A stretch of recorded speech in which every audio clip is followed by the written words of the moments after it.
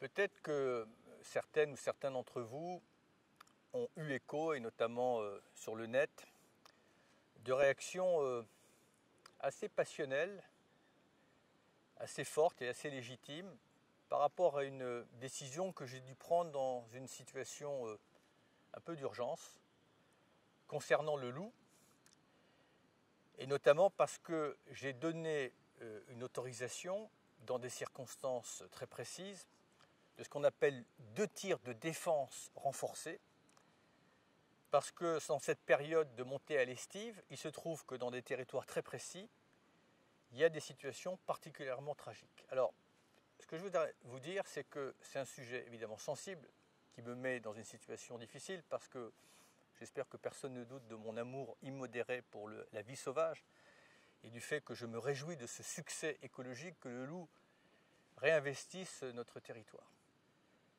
Mais d'un autre côté, qui peut ignorer la détresse psychologique, le désarroi, à la fois des éleveurs d'ovins qui sont confrontés à des situations nouvelles et à ces milliers d'événements et milliers de brebis qui sont également anéantis ou tués par les loups en dépit d'un certain nombre de dispositifs.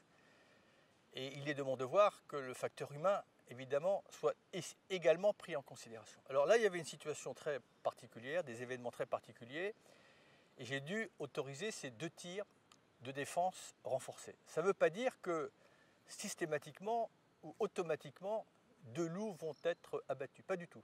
Tout ça est très encadré par la loi, et ça se fait, si je veux faire une comparaison, dans des situations presque de légitime défense pour le troupeau.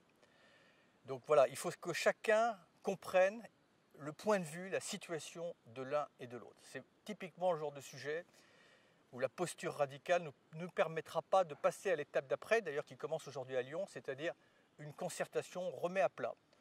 On regarde notamment les dispositifs de protection, ce qui fonctionne, ce qui ne fonctionne pas, comment on peut améliorer les choses en tenant compte des situations des foyers par foyer. Et ça, c'est une démarche, à mon avis, j'espère, d'intelligence collective, où on va co-construire ensemble, dans ce dialogue, une stratégie durable pour les 4 prochaines années. Voilà. Mais là, il y avait une situation critique. J'ai dû prendre cette décision. Croyez-moi, ce n'est pas forcément la plus agréable. Mais ce que je veux simplement dire, c'est qu'un tir de défense, que ce soit un tir de défense passive ou un tir de défense renforcé, ce n'est pas une autorisation à la légère d'abattre des loups. Non, c'est dans des circonstances précises, et je croise les doigts pour que cette autorisation éventuelle ne trouve pas son prolongement. Voilà ce que je voulais vous dire. C'est un sujet lourd, compliqué. Mon rôle et mon devoir, c'est d'écouter, encore une fois, les expériences, les points de vue, les situations, les attentes. Et je suis certain qu'on pourra trouver une stratégie, partager une vision pour que la France puisse, d'un côté, rassurer psychologiquement et économiquement nos éleveurs et permettre aux loups de revenir dans ce territoire qu'il avait provisoirement quitté.